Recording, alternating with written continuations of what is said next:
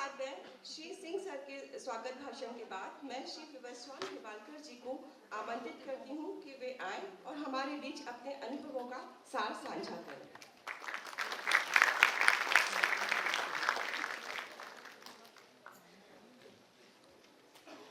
सम्माननीय व्यासपीठ,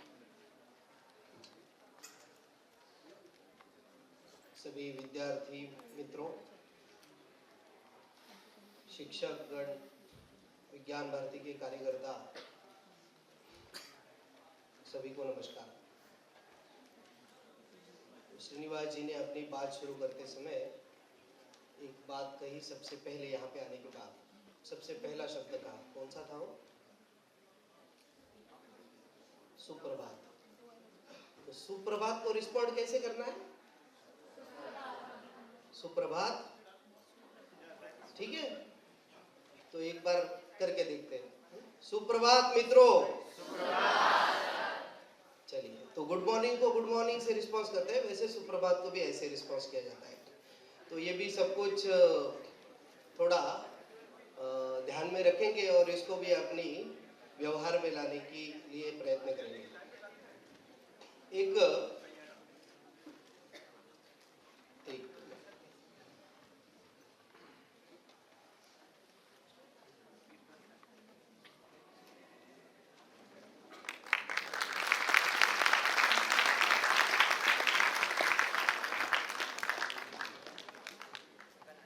आदरणीय जिलाधिकारी महोदया जी का भी स्वागत है।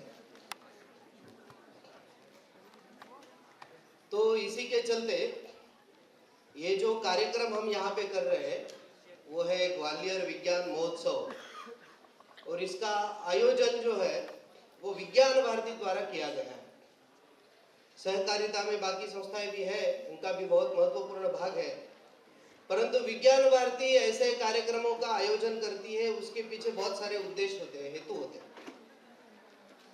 उसमें से कुछ बातों की चर्चा आने वाले 5-6 मिनट में हम यहाँ पे करेंगे।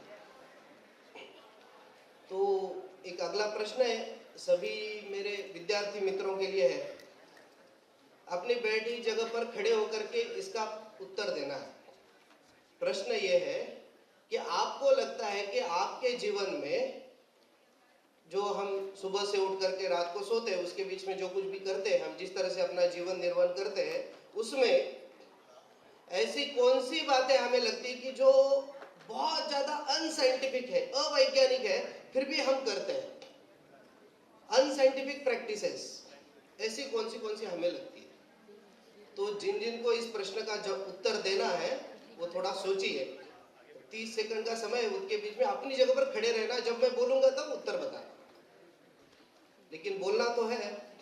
अधिक से अधिक लोग बोले, तो सोचिए और बताइए, अपनी जगह पर खड़े हो जाइए।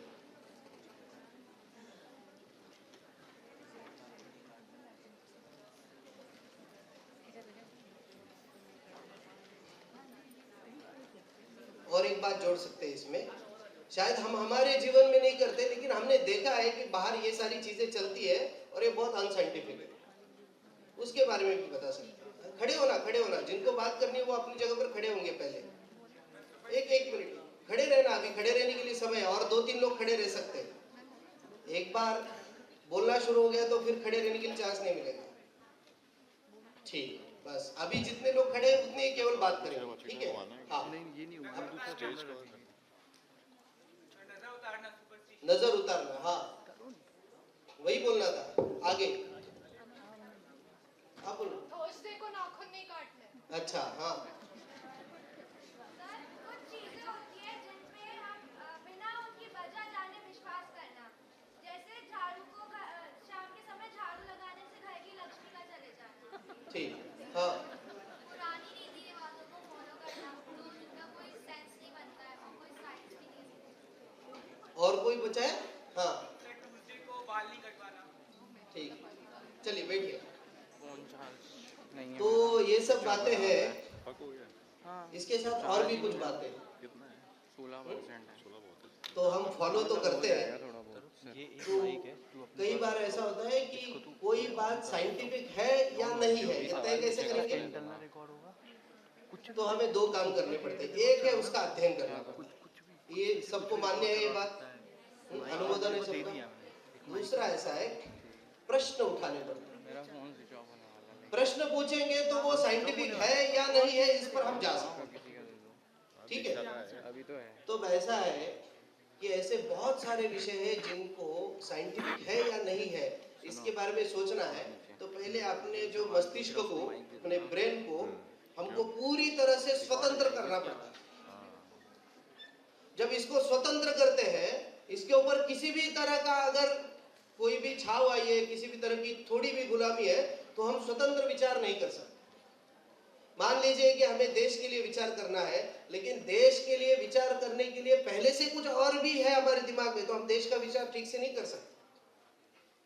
और इसलिए प्रश्न उठाना बहुत आवश्यक होता है। प्रश्न उठाना इसलिए क्योंकि समझना है। तथागत गौतम बुद्ध की सारी जो ज्ञान है उसका हम अवलोकन करेंगे, वो बहुत ही वैज्ञानिक है। और उन्होंने कहा है कि हर चीज पर प्रश्न उठाओ, तर्क करो, लेकिन उसका हेतु ये होना चाहिए, उद्देश्य ये होना चाहिए कि हमें समझना है, कुछ ज्ञान की प्राप्ति करनी है। तो ऐसा है कि 9 को 10 बोल सकते हैं क्या? साइंटिफिक है क्या ये? या फिर ऐसा करते हैं कि 10 को 12 बोलते हैं, तो ये साइंटिफिक है? नहीं है। तो आप सबके पास मोबाइल होंगे, ये नवंबर का अर्थ क्या होता है? ये कहां से आया हुआ शब्द है? सोनी चार्ज हो रहा है। ये तो ग्रीक लैंग्वेज से आया हुआ शब्द है। हाँ, तो ये जो कैलेंडर है, इसका जो नवंबर है, इसका मीनिंग क्या होता है उस भाषा में? कुछ हो नहीं रहा है ना। वो होता है 9। वो देख लो, आप गूगल करके भी देख सकते हो। लेकिन कौन सा महीना है ये? तो ये भी एक अनसाइंटिफिक चीज है। इतनी बड़ी अनसाइंटिफिक चीज हम अपने जीवन में हमारे बचपन से लेकर के आज तक करते हैं, हमें प्रश्न नहीं उठाया। ऐसा प्रश्न न उठाने का कारण यह है कि अंग्रेजों द्वारा जो जो चीजें आ गई, हमें ऐसा लगने लगा कि ये तो पहले से साइंटिफिक लोग हैं, इन्होंने गलत कैसे दे सकते हैं। और इसलिए हमारे यहाँ के विज्ञान की जब भी बात चली, तो हमारे विज्ञान के बारे में जब भी हम सोचेंगे, उसको सोचने के लिए पहले से हमारे दिमाग के ऊपर एक छोटी सी गुलामी आकर के बैठी थी। उसके कारण हमारे विज्ञान के ऊपर तो हमने प्रश्न उठाए, उठाने भी चाहिए, हर विज्ञान पे प्रश्न उठाना है। लेकिन जो बाहर से विज्ञान आया, उसको हमने कभी देखा नहीं कि ये जो सारे रीति रिवाज चल रहे, भाई इसमें कुछ है भी, सच्चाई है भी या नहीं। तो हमने दिसंबर, जिसका अर्थ 10 होता है, उसको 12 बोलना शुरू कर दिया, लेकिन इस पर प्रश्न नहीं उठाया। 1 जनवरी में ऐसा कौन सा प्राकृतिक विषय होता है जिसके कारण नया कैलेंडर शुरू होता है? हमने कोई प्रश्न नहीं उठाया। हम बता सकते हैं कि हम जब वर्ष प्रतिपदा में नया कैलेंडर शुरू करते हैं भारतीय पद्धति में, क्यों करते हैं, इसको हम साइंटिफिकली प्रूव कर सकते हैं। भारत में सौर दिनांक की एक दिनदर्शिका चलती है, उसको हम प्रूव कर सकते हैं कि पहले 6 महीने 30 दिन के बाद में 31 दिन के, या ये जो कॉम्बिनेशन है क्यों बिठाया गया।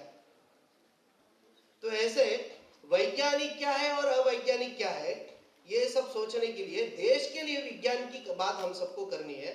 इसको थोड़ा सा ध्यान में रखना होगा, और ये करने के लिए अपने दिमाग को पहले थोड़ा डीकोलोनाइज भी करना। तो डीकोलोनाइज करेंगे तो एक लाइन पर हम चल पड़ेंगे। देश के लिए एक जो प्रक्रिया, और स्वर्गीय अब्दुल कलाम जी के बहुत सारे विचार इन सब विषयों को लेकर के थे, हम सब उनकी जीवनी पढ़ेंगे तो हमें ध्यान में भी आए। तो इसलिए भारत का विज्ञान, तो भारत में भी विज्ञान था, तो किसी को पता नहीं था तब भी हम तुलसी का पौधा तो लगाते हैं हमारे घर के सामने, उसको पूजते भी है, उसके प्रति हमारी भावना भी है, क्योंकि उसका वैज्ञानिक कारण है। और इसलिए हमारे सारी चीजों में, बहुत सारे विषयों में विज्ञान आया, उसके ऊपर सवाल भी पूछ सकते हैं, प्रश्न उठा सकते हैं, और उसका जवाब मिलेगा भी हमें, उस पर अभ्यास करना पड़ेगा समझने की। और इसलिए भारत का विज्ञान एक बहुत बड़ा रहा है, और वास्तव में विश्व में, यहाँ पर तो शून्य का शिलालेख भी है, आप सब लोग जानेंगे, बाद में वो विषय भी आ जाएगा आप सबके सामने, जब ये शून्य की खोज कहाँ हुई, कैसे हुई, वो सारे विषय तो हमने जाने होंगे। लेकिन विश्व के अंदर विज्ञान की धरोहर भारत से चल पड़ी, और इसलिए प्रकृति के लिए आवश्यक जैसा विज्ञान है, ऐसा विज्ञान भारत से चल पड़ा। उस विज्ञान के प्रति हमारे मन में गर्व की भावना होगी, तो उसको सकारात्मक दृष्टि से समझने का प्रयास हम सब कर पाएंगे। ऐसा नहीं है कि कुछ कुरीतियां नहीं आई, कुरीतियां भी आई होगी, लेकिन सारी की सारी कुरीतियां नहीं है। बहुत सारे विषयों में अर्थ है, अभी यहाँ पे एक विश्व आयुर्वेद सम्मेलन हुआ देहरादून में, उसमें एक ट्रेडिशनल हीलर्स की एक कॉन्क्लेव था, एक छोटा कॉन्फ्रेंस चली उनकी भी एक। तो ग्रामीण क्षेत्र में जिन्होंने पढ़ाई लिखाई नहीं की है लेकिन भारत का प्राचीनतम ज्ञान जिनके पास है, ऐसे बहुत सारे लोग आए हुए थे और उनकी एक एक चिकित्सा पद्धति हम यदि देखेंगे तो हमें तो लगेगा अरे ये तो जादू कर रहे हैं कुछ, तो ये जिस तरह से ट्रीटमेंट दे रहे हैं, मेडिकल ट्रीटमेंट दे रहे हैं, मेडिकेशंस दे रहे हैं, ये तो चमत्कार है। वास्तव में चमत्कार नहीं है, वो विज्ञान है, वो जानते हैं वो किस तरह से। और इसलिए ऐसा भारत का एक विज्ञान रहा है, उस पर गर्व भी करना, उसको सीखना और उसके प्रति अपनी अच्छी भावना भी रखना। दूसरा विषय उसके साथ आता है वो भारत के लिए विज्ञान का आता है। तो आज दुनिया में जितनी भी एडवांस टेक्नोलॉजी है हमारे देश के अनुकूल बनाकर हमें उपयोग में लानी है। तो दुनिया भर में बहुत तरह के अलग अलग टेक्नोलॉजीज होंगी, आप सब लोग भी अभी टेक्नोलॉजी का अलग अलग अध्ययन करेंगे, विज्ञान का अध्ययन करेंगे। ये सब करते समय जो आवश्यक है देश के लिए वो हम देश में लाए, उसको देश में विकसित करें, अपने देश के हिसाब से चलाए। जहां पर सूर्योदय होता है उस देश के लिए जो टेक्निक बनेगी वो अलग होगी। जिस देश में ठंडी रहती है उसके केवल बर्फ ही रहती है, वहां पे सूर्य का दर्शन भी नहीं होता, उसके लिए टेक्नोलॉजी अलग रहेगी। ये स्वाभाविक बात, प्रकृति पूरकता है। लेकिन इस बात को समझकर चलना होगा, नहीं तो हम अंधानुकरण, फिर से वो गुलामी वाली बात आएगी कि जैसा वो करते वैसा हम नहीं करना, वैसा हम नहीं करेंगे, हम अपने हिसाब से सारी चीजें चलाएंगे, सीखेंगे सब कुछ। और इसलिए भारत का विज्ञान, भारत के लिए विज्ञान, और इसी के साथ में और एक महत्वपूर्ण प्रश्न है उसको समझना।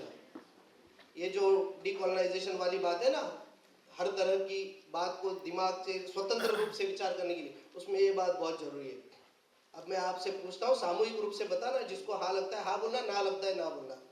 क्या विज्ञान सीखने के लिए किसी भाषा की जरूरत होती है? हर भाषा में सीखा जा सकता है, लेकिन ऐसा वातावरण हमारे यहाँ पे नहीं है। तो इसके लिए भी काम करना पड़ेगा, और इसलिए अपनी अपनी भाषा में, स्वभाषा में विज्ञान का भी एक बहुत महत्वपूर्ण विषय रहता है। तो विज्ञान भारती ये सारे विषयों को लेकर के चलती है, विज्ञान में भारतीय दृष्टिकोण के विषय को लेकर भी चलती है। और इसी के साथ हम सब जुड़े रहेंगे, अलग अलग कार्यक्रमों में आएंगे। तो भारत का विज्ञान, भारत के लिए विज्ञान, स्वभाषा में विज्ञान, और दुनिया को विज्ञान देना भी हमको। दुनिया में, विश्व में यदि विज्ञान की लीडरशिप किसी को करनी तो हमें ही करनी है, और हमें वो करनी भी पड़ेगी। उसका एक महत्वपूर्ण कारण यह है कि हमने जब विज्ञान की बात की तो हमने विश्व के कल्याण के लिए विज्ञान की बात की। अभी हमने प्रार्थना कही, हमने उसमें कहा कि सर्वे भवन्तु सुखिनः सर्वे सन्तु निरामया। हमने ऐसे नहीं कहा कि केवल हम अपने लिए सब कुछ करेंगे। और इसलिए विज्ञान की लीडरशिप, विज्ञान का नेतृत्व उनके हाथों में होना चाहिए कि जो विश्व में शांति और सकारात्मकता को प्रस्तावित करे, पूरे विश्व को वसुधैव कुटुंबकम की जिनकी संकल्पना हो। क्योंकि वो बम नहीं गिराएंगे, वो सबको संभालेंगे, सबका जीवन स्तर ऊंचा लेके जाने की कोशिश करेंगे। और इसलिए विज्ञान का नेतृत्व भी हमें सबको करना पड़ेगा। ग्वालियर विज्ञान सम्मेलन के उपलक्ष्य में आप सभी लोग इकट्ठा आए, और आप सभी लोग अलग अलग, अभी इसके बाद जो कार्यक्रम चलेंगे, परीक्षाएं चलेगी, इवेंट चलेंगे, उसमें सहभागी भी होंगे। उसमें हम आप जितना कर सकते हैं वो करेंगे भी, लेकिन ये तो बहुत लंबी एक यात्रा है। उस यात्रा में आप सब लोग आए हैं, तो दो चीजों को ध्यान में रखना यहाँ से जाने से पहले। एक है कि हम विज्ञान की बात जब करें तो देश के लिए करें, और दूसरी बात ऐसी है कि विज्ञान की कोई भी बात करने के लिए किसी भी आयु भाषा की जरूरत नहीं। हम सब लोग जहाँ है वहां से विज्ञान के संबंध में बहुत अच्छा काम कर सकते हैं। तो आप सभी को आने वाले कार्यक्रमों के लिए बहुत बहुत शुभकामनाएं।